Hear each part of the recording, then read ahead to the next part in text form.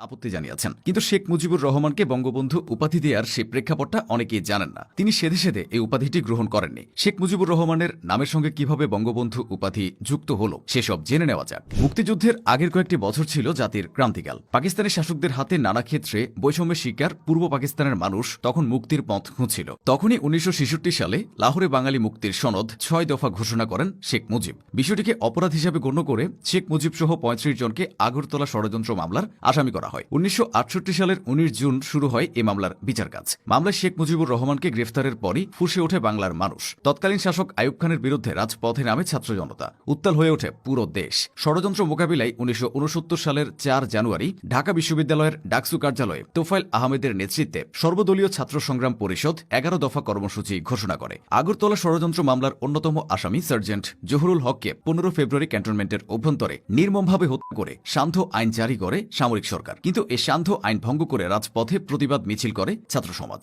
18 ফেব্রুয়ারি পাকিস্তানি সেনারা রাজশাহী বিশ্ববিদ্যালয়ের শিক্ষক ড শামসুজ্জোহাকেও হত্যা করে। এই ঘটনার পর আইয়ুব খান আবার সান্ধ্য আইন জারি করেন। এর প্রতিবাদে 20 ফেব্রুয়ারি মিছিলের নগরীতে পরিণত হয় ঢাকা। আইয়ুব খান তখন সান্ধ্য আইন প্রত্যাহার করে নেন। 21 ফেব্রুয়ারি শহীদ দিবসে পল্টনে শেখ মুজিবুর রহমান সহ গ্রেফতার করা সব রাজবন্দীদের নিঃশর্ত মুক্তির দাবিতে 24 ঘণ্টার আলটিমেটাম দেয় সর্বদলীয় ছাত্র সংগ্রাম পরিষদ। আর ওই আলটিমেটামে বাধ্য হয়ে 22 ফেব্রুয়ারি শেখ মুজিব সহ সব রাজবন্দীকে বিনা শর্তে মুক্তি দিতে বাধ্য হন আইয়ুব খান। আগরতলা ষড়যন্ত্র মামলায় কারাগার থেকে নিঃশর্ত মুক্তির পর 23 ফেব্রুয়ারি ছাত্র সংগ্রাম পরিষদের পক্ষ থেকে বঙ্গবন্ধু শেখ মুজিবকে রেসকোর্স ময়দানে, বর্তমানে সোহরাওয়ার্দী উদ্যানে গণসংবর্ধনা দেয়া হয়। সেখানে তৎকালীন ডাকসু ভিপি তোফায়েল আহমেদ শেখ মুজিবুর রহমানকে বঙ্গবন্ধু উপাধিতে ভূষিত করেন। উপস্থিত লাখ লাখ লোক তখন তুমুল করতালির মধ্য দিয়ে প্রস্তাবটি গ্রহণ করে ধ্বনি তুলেছিলেন, জয় বঙ্গবন্ধু। তখন থেকে বাংলার জনগণের কাছে শেখ মুজিবুর রহমান পরিচিত হয়ে ওঠেন বঙ্গবন্ধু হিসেবে। বঙ্গবন্ধু উপাধি পেয়ে থেমে থাকেননি শেখ মুজিবুর রহমান, বরং এই বিষয়টি যেন তার কাজে আরো গতি এনেছিল।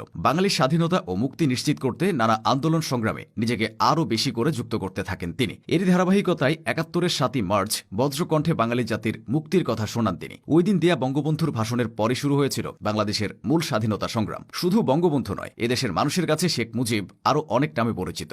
দেশের মানুষকে শাসকদের গোলামি থেকে মুক্ত করতে ও স্বাধীনতার চেতনা জাগাতে বঙ্গবন্ধু হেঁটে বেরিয়েছেন বাংলার পথে প্রান্তরে। দেখেছেন মানুষের কষ্ট, শুনেছেন যাতনার গল্প, একই সঙ্গে তাদের দেখিয়েছেন মুক্তির স্বপ্ন, করেছেন ঐক্যবদ্ধ। এর মধ্য দিয়ে গ্রাম বাংলার মানুষের কাছে তিনি হয়ে ওঠেন মুজিব ভাই। এই নামটি বেশ জনপ্রিয়তা পায় সবার কাছে।